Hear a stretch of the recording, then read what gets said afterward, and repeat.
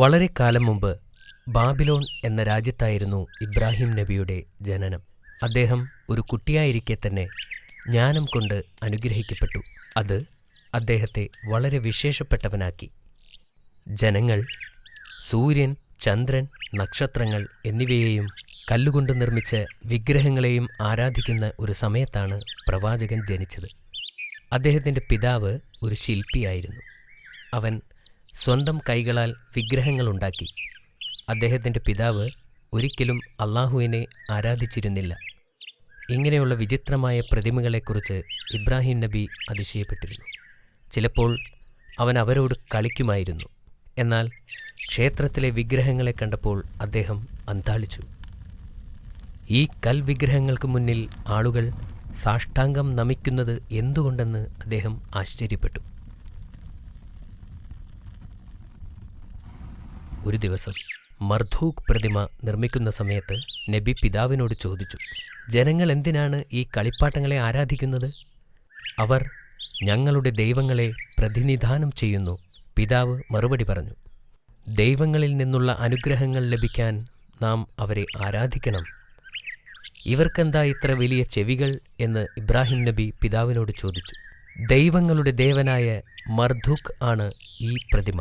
പിതാവ് മറുപടി പറഞ്ഞു, വലിയ ചെവി അതിൻ്റെ ആഴത്തിലുള്ള അറിവിനെ സൂചിപ്പിക്കുന്നു. ഇബ്രാഹിം നബിക്ക് ആ സമയത്ത് 7 വയസ്സേ പ്രായമുള്ളൂവെങ്കിലും തൻ്റെ ചിരി നിയന്ത്രിക്കാൻ അദ്ദേഹത്തിന് കഴിഞ്ഞില്ല. കാലം കഴിയുന്തോറും ഇബ്രാഹിം നബി അറിവും ജ്ഞാനവും നേടി. അള്ളാഹു ഏക സത്യദൈവം ആണെന്ന് അദ്ദേഹം മനസ്സിലാക്കി. മുതിർന്നു വരുന്തോറും വിഗ്രഹങ്ങളോടുള്ള വിദ്വേഷവും അദ്ദേഹത്തിന് വർദ്ധിച്ചു വന്നു. ഇബ്രാഹിം നബിക്ക് ഇപ്പോൾ 16 വയസ്സായി. തൻ്റെ പിതാവുമായി അദ്ദേഹം ക്ഷേത്രത്തിൽ പ്രവേശിച്ചപ്പോഴെല്ലാം തൻ്റെ ജനങ്ങൾ വിഗ്രഹങ്ങളോട് പ്രാർത്ഥിക്കുന്നതായി കാണാറുണ്ടായിരുന്നു. തൻ്റെ ജനം പാപമോചനം തേടുന്നതിന് യാഗങ്ങൾ അർപ്പിക്കുന്നതായി അദ്ദേഹം കണ്ടു. ഒരിക്കൽ ഇബ്രാഹിം നബി വീട് വിട്ട് സത്യദൈവത്തെ അന്വേഷിച്ച് നടന്നു. വളരെ കാലം അദ്ദേഹം അലഞ്ഞു തിരിഞ്ഞു. ഒടുവിൽ അദ്ദേഹം ഒരു മലയിലെത്തി. അദ്ദേഹം മലമുകളിൽ കയറി ഒരു ഗുഹയുടെ അടുത്തെത്തി. അവൻ വളരെ കാലം അവിടെയിരുന്നു. ഒരിക്കൽ അദ്ദേഹം വളരെ തിളങ്ങുന്ന ഒരു നക്ഷത്രത്തെ കണ്ടു. നക്ഷത്രത്തിൻ്റെ സൗന്ദര്യത്തെ കണ്ടപ്പോൾ ഈ നക്ഷത്രം അള്ളാഹുവാണെങ്കിലോ എന്ന് അദ്ദേഹം സംശയിച്ചു. കുറച്ച് സമയത്തിന് ശേഷം നക്ഷത്രം അപ്രത്യക്ഷമായി. നക്ഷത്രം അള്ളാഹുവല്ല എന്ന് അദ്ദേഹം മനസ്സിലാക്കി. സത്യദൈവം ഒരിക്കലും മാറിപ്പോവുകയോ അപ്രത്യക്ഷമാവുകയോ ചെയ്യില്ല.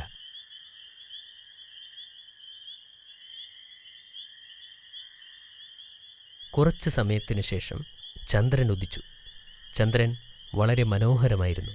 അതിനാൽ ചന്ദ്രൻ അള്ളാഹു ആണെന്ന് ഇബ്രാഹിം നബി കരുതി. നബി കുറച്ചുനേരം ചന്ദ്രനിലേക്ക് തന്നെ നോക്കി നിന്നു.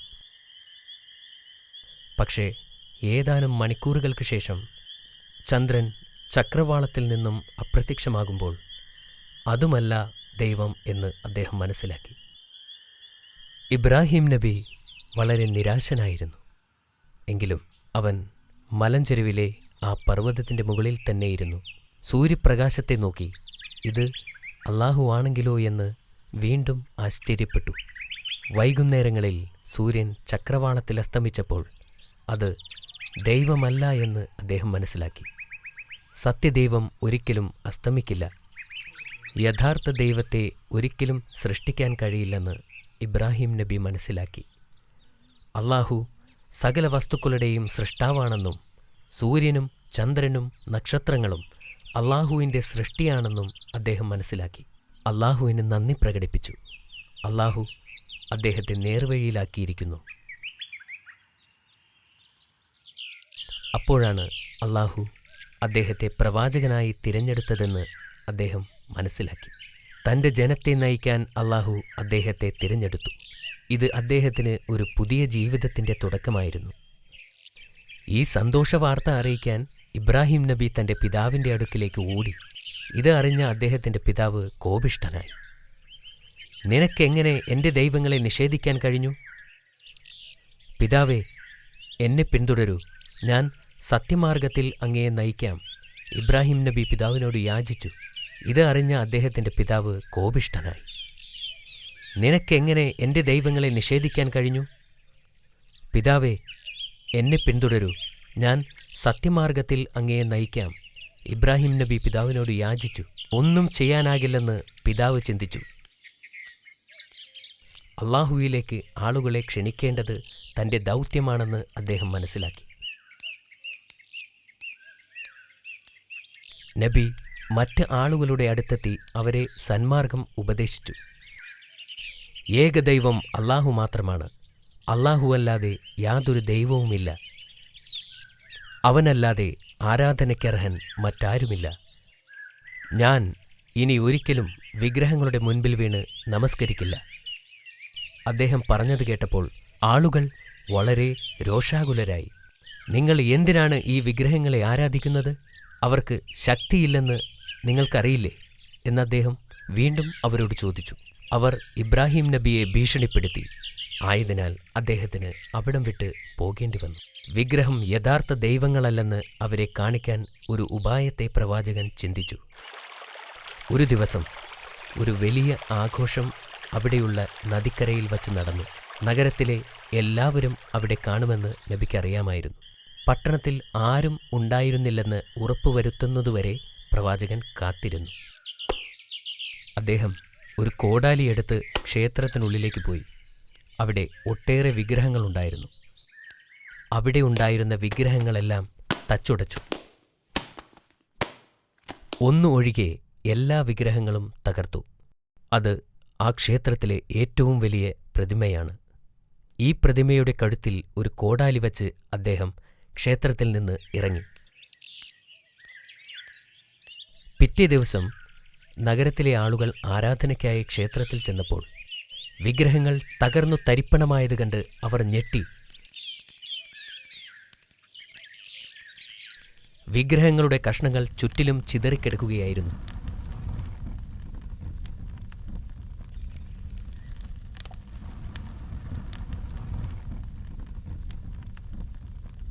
ഈ ഭീകരമായ പ്രവൃത്തി ചെയ്തവർ ആരായിരിക്കുമെന്നവർ ഒത്തുകൂടി ചർച്ച ചെയ്തു. ഇന്നലെ കമ്പോളത്തിൽ ഒരു ചെറുപ്പക്കാരനുണ്ടായിരുന്നു എന്ന് അവരിൽ ഒരാൾ പറഞ്ഞു. അവൻ നമ്മുടെ ദൈവങ്ങൾക്കെതിരെയാണ് സംസാരിച്ചിരുന്നത്. എനിക്കയാളെ അറിയാം. പേര് ഇബ്രാഹിം എന്നാണ്. ആളുകൾ ഇബ്രാഹിം നബി അലൈഹിസ്സലാമിനെ കാണുകയും ക്ഷേത്രത്തിലേക്ക് പിടിച്ചു വലിച്ചു കൊണ്ടുവരികയും ചെയ്തു. നീയാണോ ഇതെല്ലാം ചെയ്തത്? എന്തിനാണ് നിങ്ങൾ എന്നോട് ചോദിക്കുന്നത്? ഇവിടെ ഒരു വലിയ ദൈവം നിൽക്കുന്നുണ്ടല്ലോ, അദ്ദേഹത്തോട് ചോദിച്ചാൽ പോരെ? ഇത് അവിടെയുള്ളവരെ ചൊടിപ്പിച്ചു. വിഗ്രഹങ്ങൾ സംസാരിക്കില്ല. നീ എന്താ ഞങ്ങളെ കളിപ്പിക്കുകയാണോ? സംസാരിക്കാൻ പോലും കഴിവില്ലെങ്കിൽ ഈ വിഗ്രഹങ്ങളെ പിന്നെ എന്തിനാണ് ആരാധിക്കുന്നത്? അങ്ങനെയാണെങ്കിൽ അവർക്ക് കാണാനോ കേൾക്കാനോ സാധിക്കില്ലല്ലോ. അവിടെ കൂടിയിരുന്നവർക്ക് ഒന്നും പറയാനുണ്ടായില്ല. അവർക്ക് നാണക്കേട് തോന്നി. ചിലർക്ക് ഇബ്രാഹിം നബി പറയുന്നത് സത്യമാണെന്ന് മനസ്സിലായി. എന്നാൽ മറ്റുള്ളവർ അപ്പോഴും വൈരാഗ്യം വച്ചുകൊണ്ടിരുന്നു. അവനെ കൊല്ലണം!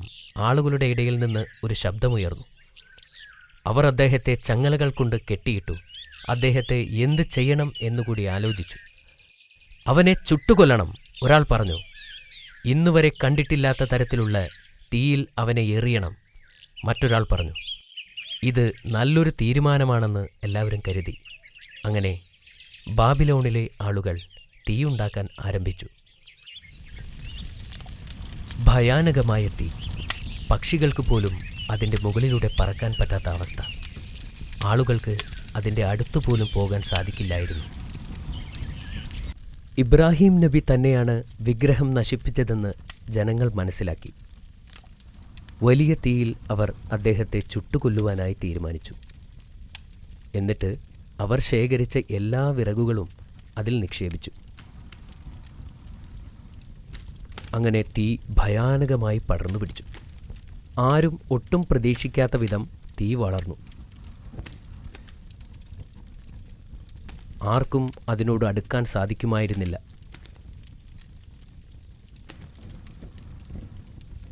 പക്ഷികൾ പോലും അതിനു മുകളിൽ പറക്കാൻ കഴിയാത്ത അത്ര ഉയരം. ബാബിലോണിലെ ഈ വലിയ തീപിടുത്തത്തെക്കുറിച്ച് പലരും കേട്ടു. ഈ പ്രതിഭാസം കാണാൻ അവർ നഗരത്തിലേക്ക് ചെന്നു.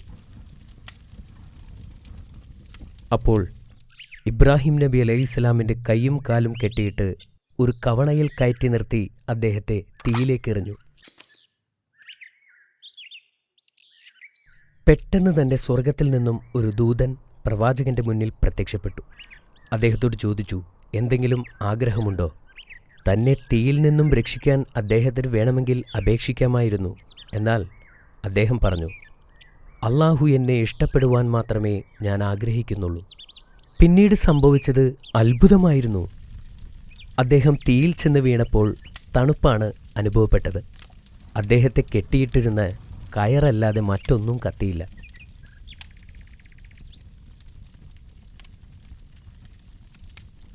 ഒരു ഉദ്യാനത്തിലിരിക്കുന്ന പോലെ തീയിലിരുന്നു കൊണ്ട് അള്ളാഹുവിനെ അദ്ദേഹം സ്തുതിച്ചു.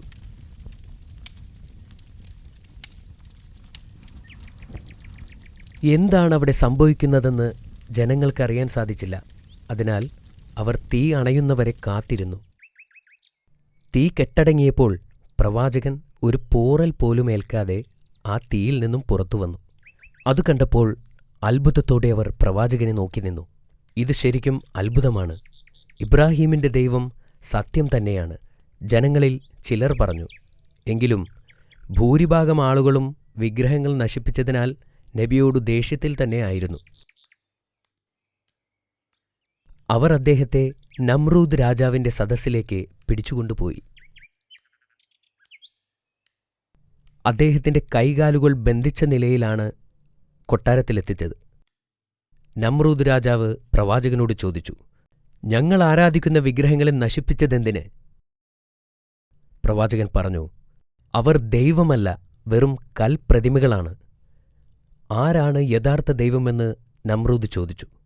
പ്രവാചകൻ ശാന്തമായി മറുപടി പറഞ്ഞു, ഏക സത്യദൈവം അല്ലാഹു മാത്രമാണ്. എല്ലാ ജീവജാലങ്ങളെയും സൃഷ്ടിക്കുവാനും സംഹരിക്കുവാനുമുള്ള കഴിവ് അല്ലാഹുവിന് മാത്രമാണുള്ളത്.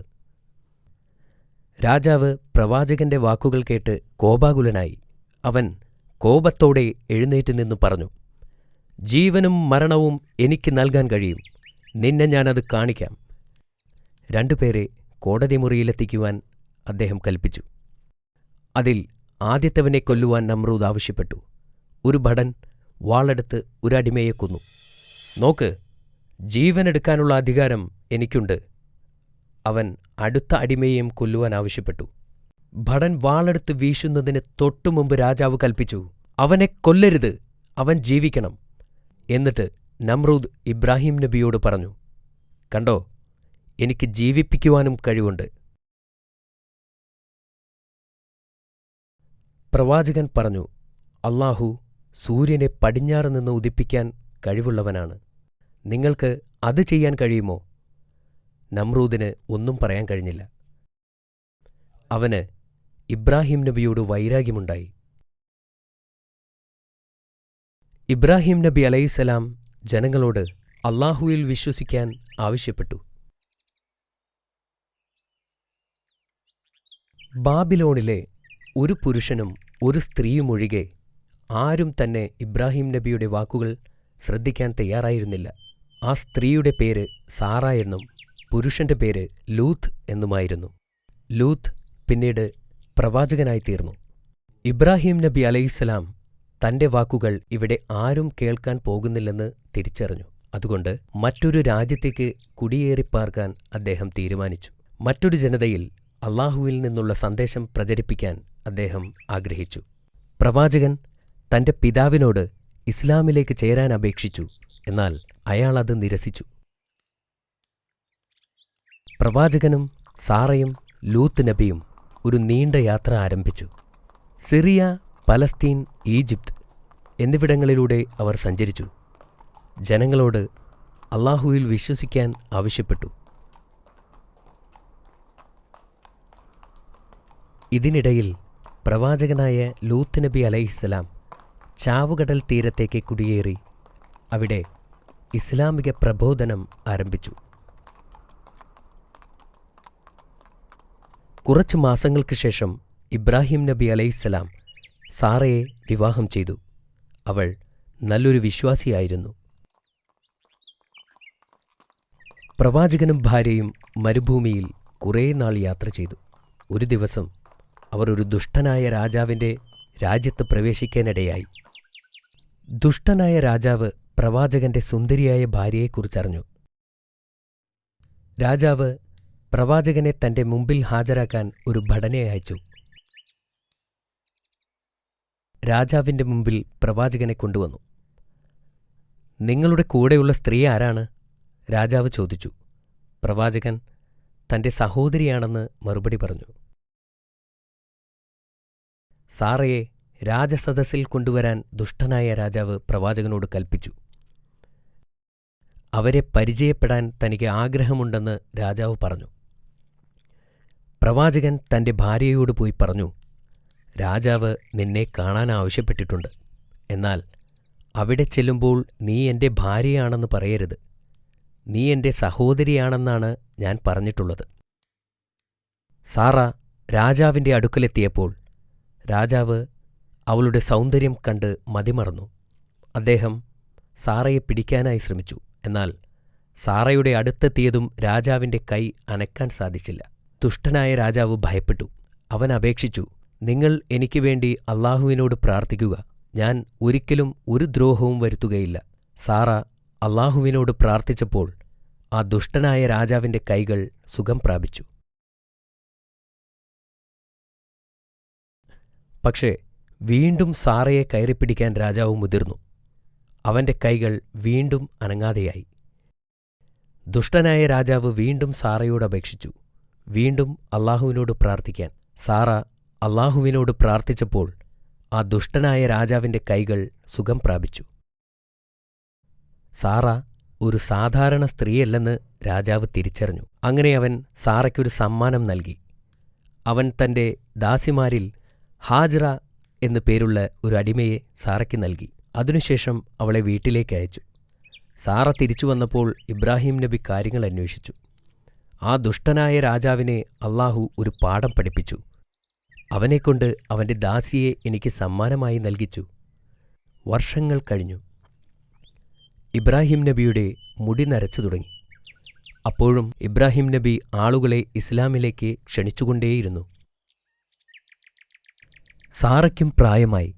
ഇനി തനിക്കൊരു കുഞ്ഞിന് ജന്മം നൽകാൻ സാധിക്കില്ലെന്ന് അവൾക്ക് മനസ്സിലായി. അതുകൊണ്ടുതന്നെ അടിമയായ ഹാജറയെ വിവാഹം കഴിക്കാൻ സാറ ഇബ്രാഹിം നബിയോട് ആവശ്യപ്പെട്ടു.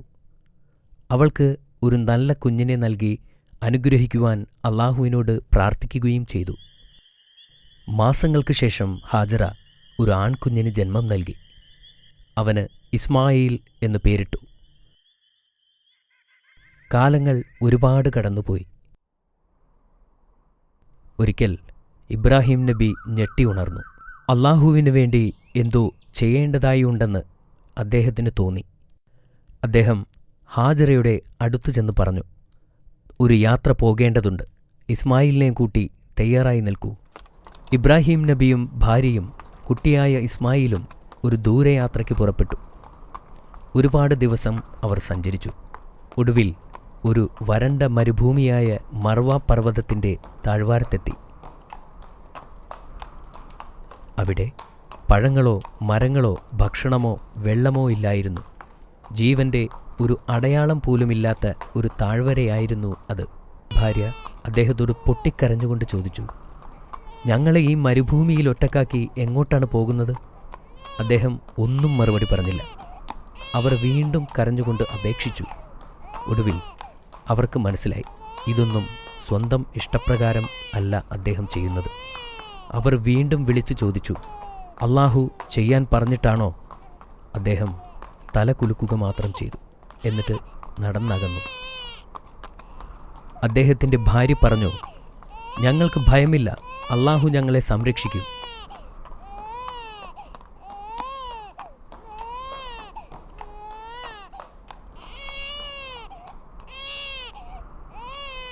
തൻ്റെ ഭാര്യയ്ക്കും കുഞ്ഞിനും ആവശ്യമുള്ള ഭക്ഷണവും വെള്ളവും സംരക്ഷണവും നൽകി അനുഗ്രഹിക്കാൻ ഇബ്രാഹിം നബി അള്ളാഹുവിനോട് പ്രാർത്ഥിച്ചുകൊണ്ടിരുന്നു.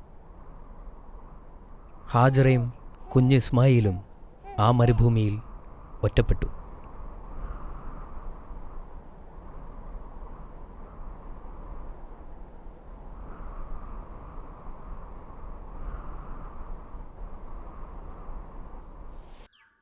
അള്ളാഹുവിൻ്റെ കൽപ്പനപ്രകാരം ഇബ്രാഹിം നബി തൻ്റെ ഭാര്യയെയും മകനെയും ആ മരുഭൂമിയിൽ ഉപേക്ഷിച്ച് തിരികെ പോയി. ഹാജറയുടെ കയ്യിൽ വെറും 2 ദിവസത്തേക്കുള്ള ഭക്ഷണം മാത്രമേ ഉണ്ടായിരുന്നുള്ളൂ. അതും കഴിഞ്ഞു. ഹാജറ ബാക്കിയുണ്ടായിരുന്ന വെള്ളം കുടിച്ചതിനാൽ അവരുടെ കുട്ടിക്ക് പാല് കൊടുക്കാൻ കഴിഞ്ഞു.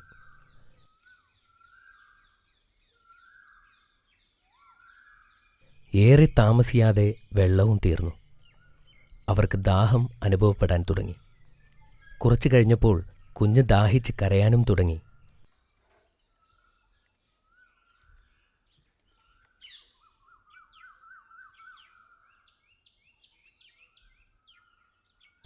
അവർ അടുത്തുള്ള മർവ പർവ്വതത്തിലേക്ക് ഓടിക്കയറി.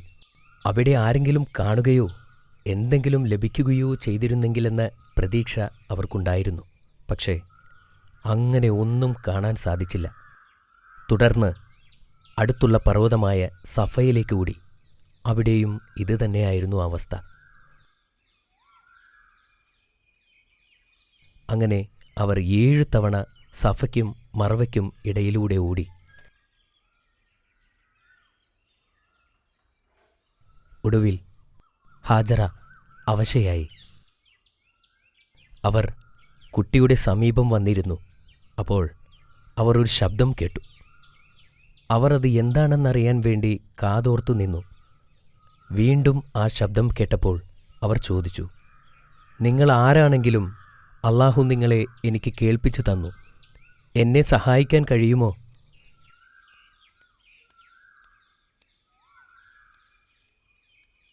അപ്പോൾ അവിടെ ഒരു മലക്ക് കുഴി കുഴിക്കുന്നതായി കണ്ടു.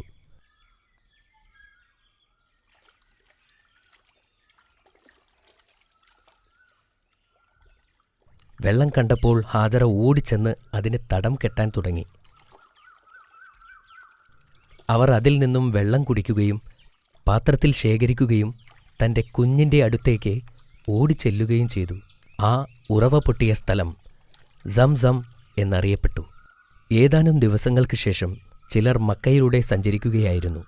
അപ്പോൾ പക്ഷികൾ മർവ പർവ്വതത്തിന് ചുറ്റും വട്ടമിട്ട് പറക്കുന്നതായി ശ്രദ്ധയിൽപ്പെട്ടു.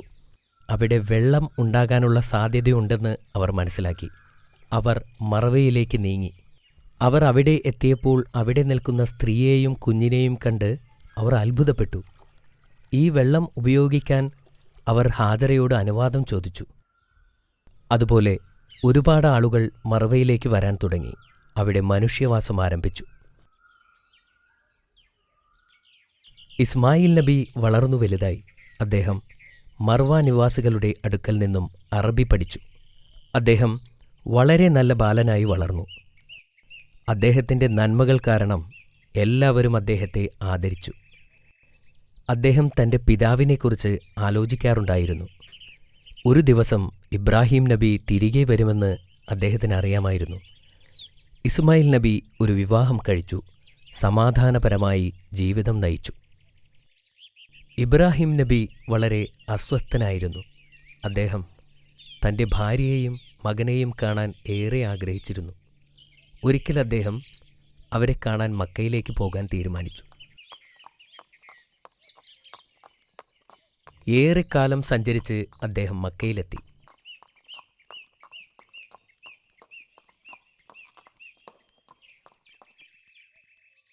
ഇബ്രാഹിം നബി എത്തുന്നതിന് മുമ്പ് തന്നെ ഹാജറ ബീവി വഫാത്തായിരുന്നു. അത് മക്ക നിവാസികളിൽ നിന്നും അദ്ദേഹം മനസ്സിലാക്കി. എന്നാൽ ഇസ്മായിൽ നബി ഇപ്പോഴും ജീവനോടെയുണ്ട് എന്ന് അദ്ദേഹം അറിഞ്ഞു. ഇത് കേട്ടതിൽ അദ്ദേഹം വളരെയധികം സന്തോഷിച്ചു. അൽഹംദുലില്ലാഹ് എന്ന് പറയുകയും ചെയ്തു.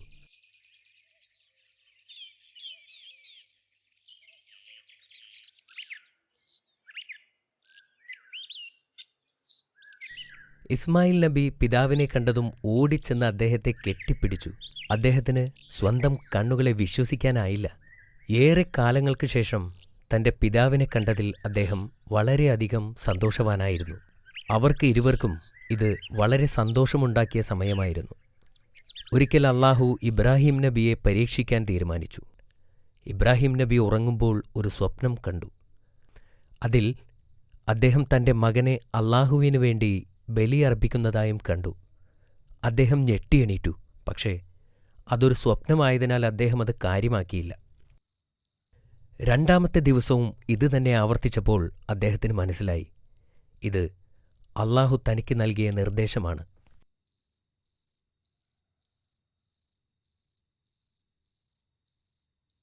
ഇബ്രാഹിം നബി ഇസ്മായിൽ നബിയെ വിളിച്ചു. താൻ കണ്ട സ്വപ്നത്തെക്കുറിച്ച് പറഞ്ഞു. അപ്പോൾ ഇസ്മായിൽ നബി പറഞ്ഞു, അല്ലാഹു അങ്ങയോട് എന്തു പറഞ്ഞുവോ അത് ചെയ്യുക. അടുത്ത ദിവസം അവർ ഒരു കത്തിയും കയറുമായി അറഫ പർവ്വതത്തിന് മുകളിലേക്ക് പോയി.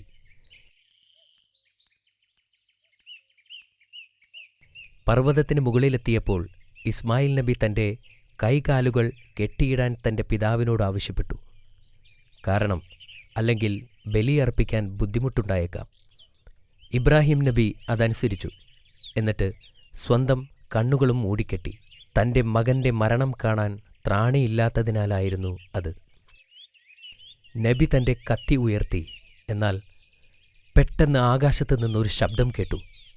ഇസ്മായിൽ നബിക്ക് പകരം ദൈവം ഒരു ആടിനെ യാഗമർപ്പിക്കാൻ കൽപ്പിച്ചു. നബി വളരെയധികം സന്തോഷവാനായി.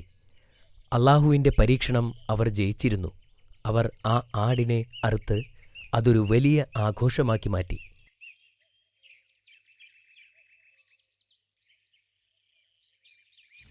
അവർ ഇരുവരും അല്ലാഹുവിലേക്ക് ആളുകളെ ക്ഷണിച്ചുകൊണ്ടേയിരുന്നു. അവർക്ക് എന്നാൽ ആരാധനയ്ക്ക് പറ്റിയ ഒരിടം ഇല്ലായിരുന്നു.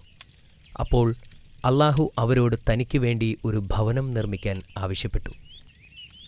അല്ലാഹു അവരോട് കഅബ നിർമ്മിക്കാൻ ആവശ്യപ്പെട്ടു.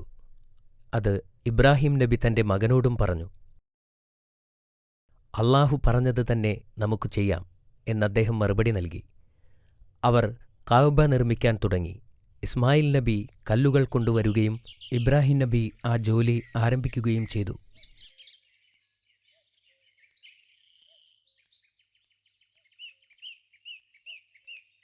ചുമരിന് ഉയരം കൂടിയപ്പോൾ ഇസ്മായിൽ നബി വലിയ കല്ലുകൾ ഇബ്രാഹിം നബിക്ക് വേണ്ടി കൊണ്ടുവന്ന് അദ്ദേഹം അതിന് മുകളിൽ കയറി നിന്ന് തൻ്റെ ജോലി പൂർത്തിയാക്കുകയും ചെയ്തു. അതിൻ്റെ മൂലക്കല്ല് സ്ഥാപിക്കാൻ ഇസ്മായിൽ നബിയോട് കല്ല് ശേഖരിക്കാനായി ആവശ്യപ്പെട്ടു. അദ്ദേഹം വളരെ ക്ഷീണിതനായിരുന്നു. എങ്കിലും കല്ല് ശേഖരിക്കാനായി പോയി. അന്നേരം മലക്കുകൾ ഇബ്രാഹിം നബിക്ക് സ്വർഗത്തിൽ നിന്നും ഇറക്കപ്പെട്ട കല്ല് കൊണ്ടുവന്ന് കൊടുത്തു.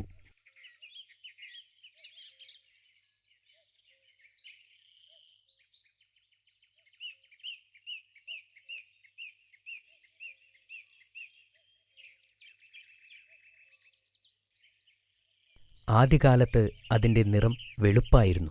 പിന്നീട് ആളുകളുടെ പാപം കാരണം അത് കറുപ്പായി മാറപ്പെട്ടു. തിരികെ എത്തിയ ഇസ്മായിൽ നബി ആ കല്ല് കണ്ട് അത്ഭുതപ്പെട്ടു. അദ്ദേഹം ചോദിച്ചു, ആരാണ് ഈ കല്ല് കൊണ്ടുവന്നത്? ക്ഷീണം ബാധിക്കാത്ത ഒരാൾ കൊണ്ടുവന്നതാണ് എന്ന് ഇബ്രാഹിം നബി മറുപടി പറഞ്ഞു. അങ്ങനെ അവർ നിർമ്മാണം പൂർത്തിയാക്കി. അവർ ചെയ്ത ഈ കർമ്മം സ്വീകരിക്കാനായി അല്ലാഹുവിനോട് പ്രാർത്ഥിച്ചു. അല്ലാഹു അതിൽ വളരെ സംതൃപ്തനായിരുന്നു. എല്ലാവരോടും കഅബയിൽ വന്ന് തീർത്ഥാടനം ചെയ്യാൻ ആഹ്വാനം ചെയ്തു. അത് ഇബ്രാഹിം നബിയുടെ ജനത അനുസരിക്കുകയും ചെയ്തു.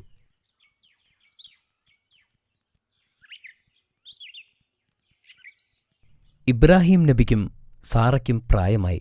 ഒരിക്കൽ അവരുടെ വീട്ടിലിരിക്കുമ്പോൾ 3 അതിഥികൾ വരുന്നത് കണ്ടു. യഥാർത്ഥത്തിൽ അവർ അല്ലാഹു അയച്ച മലക്കുകളായിരുന്നു. ഇബ്രാഹിം നബി അവരെ സ്വീകരിച്ചു. അവർക്ക് ഭക്ഷണം വിളമ്പി. ചുട്ട കാളക്കുട്ടിയുടെ മാംസം അവർക്ക് നൽകി. എന്നാൽ ആ ഭക്ഷണം അതിഥികൾ തൊടുന്നതുപോലുമുണ്ടായിരുന്നില്ല. ഇത് കണ്ട ഇബ്രാഹിം നബി ഭയപ്പെട്ടു. അപ്പോൾ അവർ പറഞ്ഞു, അല്ലാഹു അയച്ച മലക്കുകളാണ് ഞങ്ങൾ. ഇബ്രാഹിം നബിക്ക് ഒരു സന്തോഷവാർത്ത അറിയിക്കാനാണ് ഞങ്ങൾ വന്നത്. സാറ ഒരു ആൺകുഞ്ഞിന് ജന്മം നൽകും. അവനെ നിങ്ങൾ ഇസ്ഹാക്ക് എന്ന് വിളിക്കണം. അവൻ ഭാവിയിൽ ഒരു പ്രവാചകനായിത്തീരും. അവർ പറഞ്ഞു. സാറ അത്ഭുതപ്പെട്ടു. എനിക്ക് പ്രായമായി, ഇനി ഞാൻ എങ്ങനെ ഒരു കുഞ്ഞിന് ജന്മം നൽകും? അപ്പോൾ മലക്കുകൾ പറഞ്ഞു, അല്ലാഹുവിന് എല്ലാം സാധ്യമാണ്. കുറച്ചു മാസങ്ങൾക്ക് ശേഷം സാറ ഗർഭിണിയാവുകയും ഒരു കുഞ്ഞിന് ജന്മം നൽകുകയും ചെയ്തു. കുഞ്ഞിന് ഇസ്ഹാക്ക് എന്ന് പേരുമിട്ടു.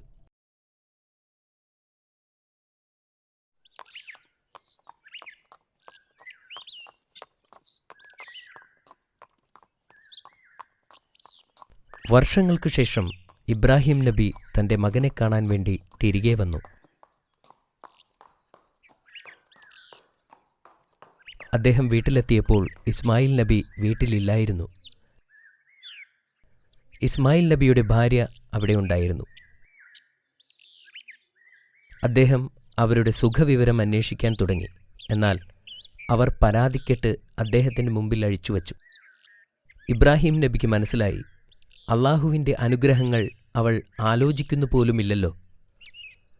ആ സ്ത്രീ തൻ്റെ മകന് പറ്റിയ ഭാര്യയല്ലെന്ന് അദ്ദേഹം മനസ്സിലാക്കി. അദ്ദേഹം തൻ്റെ മകന് മനസ്സിലാകുന്ന തരത്തിൽ ഒരു സന്ദേശം അവൾക്ക് നൽകി. ഇസ്മായിൽ നബി വരുമ്പോൾ അദ്ദേഹത്തോട് സലാം പറയാൻ അദ്ദേഹം ആവശ്യപ്പെട്ടു. ഈ ഗോപുരത്തിൻ്റെ പൂമുഖം മാറ്റുവാൻ നീ അവനോട് പറയണം എന്നദ്ദേഹം പറഞ്ഞു. ഇസ്മായിൽ നബി തിരിച്ചു വന്നപ്പോൾ അദ്ദേഹം കാര്യങ്ങൾ അന്വേഷിച്ചു. അവർ ഇബ്രാഹിം നബി പറഞ്ഞ കാര്യങ്ങൾ അദ്ദേഹത്തോട് പറഞ്ഞു. ഇത് കേട്ടപ്പോൾ തൻ്റെ പിതാവ് എന്താണ് ഉദ്ദേശിച്ചതെന്ന് ഇസ്മായിൽ നബിക്ക് മനസ്സിലായി. അദ്ദേഹം അവളോട് പറഞ്ഞു, എൻ്റെ പിതാവ് എന്നോട് പറഞ്ഞത് നിനക്ക് വിവാഹമോചനം നൽകാനാണ്. ഇനി നിനക്ക് നിന്റെ വീട്ടിലേക്ക് പോകാം. അവർ അവരുടെ വീട്ടിലേക്ക് മടങ്ങി. ഇസ്മായിൽ നബി മറ്റൊരു വിവാഹം കഴിച്ചു. വർഷങ്ങൾക്ക് ശേഷം വീണ്ടും ഇബ്രാഹിം നബി മകനെ കാണാനായി വീട്ടിലേക്കെത്തി. അദ്ദേഹം എത്തിയപ്പോൾ ഇസ്മായിൽ നബി അവിടെ ഇല്ലായിരുന്നു. അദ്ദേഹം പുതിയ ഭാര്യയോട് അന്നത്തെ വിശേഷങ്ങൾ അന്വേഷിച്ചു. ആ സ്ത്രീയുടെ മറുപടിയിൽ നിന്നും അവർ നല്ലൊരു വനിതയാണെന്ന് അദ്ദേഹം മനസ്സിലാക്കി. ആ സ്ത്രീ എപ്പോഴും അള്ളാഹുവിനെ സ്തുതിക്കുമായിരുന്നു. ഇത് കണ്ട് ഇബ്രാഹിം നബി സന്തുഷ്ടനായി. അദ്ദേഹം ആ സ്ത്രീയോട് പറഞ്ഞു, ഭർത്താവ് വരുമ്പോൾ വീടിൻ്റെ ഉമ്മറം ഉറപ്പിച്ചു നിർത്താൻ പറയണം. ഈ രഹസ്യ സന്ദേശം നൽകി അദ്ദേഹം തിരിച്ചുപോയി. ഇസ്മായിൽ നബി വീട്ടിലെത്തിയപ്പോൾ ഭാര്യയോട് കാര്യങ്ങൾ അന്വേഷിച്ചു. അവർ കാര്യങ്ങൾ പറയുകയും ചെയ്തു. ഇത് കേട്ട് ഇസ്മായിൽ നബി പറഞ്ഞു, അദ്ദേഹം പറഞ്ഞ വീടിൻ്റെ ഉമ്മറം നീയാണ്. നിന്നെ എന്നേക്കും കൂടെ നിർത്താനാണ് അദ്ദേഹം എന്നോട് പറഞ്ഞത്. 175 വർഷക്കാലം ഇബ്രാഹിം നബി ജീവിച്ചു. അദ്ദേഹത്തിൻ്റെ ജീവിതകാലം മുഴുവനും പരീക്ഷണങ്ങളെ നേരിട്ടിരുന്നു.